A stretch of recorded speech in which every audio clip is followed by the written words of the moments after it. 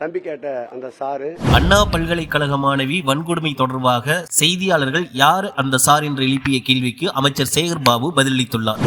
பொள்ளாச்சி வன்முறையில் ஈடுபட்ட அந்த சார் யாருன்னு இதுவெல்லாம் உங்களால் கண்டுபிடிக்க முடியல.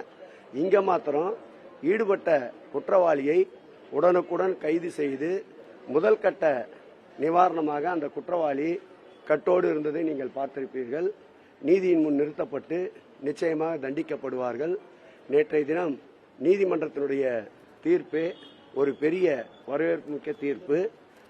அனைவரும் இந்த பிரச்சனையை ஊதி பெரிதாக்குகிறார்கள் என்பதை அனைத்து மக்கள் மனதிலும் கல்வெட்டாக பதிந்துவிட்டது.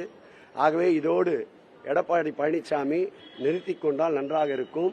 இல்லை, அவரை நோக்கி மக்கள் போராடுகின்ற ஒரு சூழல் உருவாகிவிடும் என்பதை அவருக்கு எச்சரிக்கையாக தெரிவித்துக் கொள்கிறேன். எங்க ஒடுக்குறாங்க? சரி சரி, எத்தனை பேரை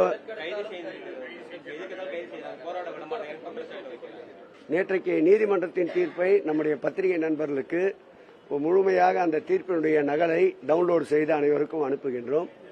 நம்முடைய போராட்டம் என்பது எந்த போராட்டமாக இருந்தாலும் அந்த போராட்டத்துடைய நோக்கம் என்னவென்றால் அந்த போராட்டத்தை குறித்த கவனத்தையும் அரசின் கவனத்தையும் ஈர்ப்பதுதான் ஒரு போராட்டத்துடைய நோக்கம். இவர்கள் கையில் எடுத்திருக்கின்ற போராட்டத்தை பொறுத்தளவில் குற்றவாளி கைது செய்யப்பட்டிருக்கின்றார். கடுமையான சட்டப்பிரிவுகளின் கீழ் உடனடியாக ஜாமீனில் வெளிவர முடியாத அளவிற்கு கடுமையான குற்ற நடவடிக்கையில் ஈடுபடுபவர்களுக்கு பயன்படுத்துகின்ற சட்டப்பிரிவுகளை பயன்படுத்தி கைது செய்து சிறையில் அடைத்திருக்கின்றார்கள். இப்படி நாள்தோறும் போராட்டம் என்று வீதிக்கு வருகின்ற பொழுது தங்களுடைய சுய விளம்பரத்திற்காக அப்படி செய்கின்ற போராட்டங்களால் பாதிக்கப்படுகின்ற மக்களுடைய நிலையை சற்று எண்ணி பார்க்க வேண்டும். தினந்தோறும் போக்குவரத்து சம்பிக்கின்றது. காலையிலே பள்ளிக்கு செல்பவர்கள் நேரத்திற்கு செல்ல முடியவில்லை, பணிக்கு செல்பவர்கள் நேரத்திற்கு செல்ல முடியவில்லை, விமான நிலையத்திற்கு செல்பவர்கள், ரயில் நிலையத்தில் செல்பவர்கள், பேருந்துக்கு செல்பவர்கள் நேரத்தோடு செல்ல முடியவில்லை, மருத்துவ சிகிச்சை தேவைப்படுவோர் நேரத்திற்கு செல்ல முடியவில்லை. அவர்களை அப்புறப்படுத்தி கைது நடவடிக்கை செய்து விடுவித்து விடுகிறார்கள்.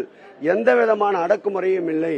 யாராவது ஒருவராவது இந்த ஆர்ப்பாட்டம், இந்த போராட்டத்தால் இந்த அண்ணா பல்கலைக்கழகத்தினுடைய இந்த பிரச்சனையில் இதுவரையில் கைது செய்யப்பட்டு சிறைக்கு சென்றிருக்கிறாரா சொல்லுங்கள். அப்படி இருக்கும்போது எப்படி இதை அடக்குமுறை என்று பார்க்க முடியும்? மக்களுடைய தேவைகளையும் சற்று இந்த போராட்டக்காரர்கள் உணர வேண்டும். போக்குவரத்து 2 மணி நேரம் 3 மணி நேரம் சந்திக்கின்ற பொழுது ஏற்கனவே சென்னையில் பல இடங்களில் மெட்ரோ பணிகள் நடந்து கொண்டிருக்கின்றன, பல இடங்களில் மழைநீர் வடிகால் பணிகள் நடந்து கொண்டிருக்கின்றன. மக்களுடைய தேவைகளை நிறைவேற்றுகின்ற முதலமைச்சர் சென்னையில் அதிகப்படியான வளர்ச்சி திட்டங்களுக்கு வித்திட்டு அந்த பணிகள் நடைபெற்றுக் கொண்டிருக்கின்றன.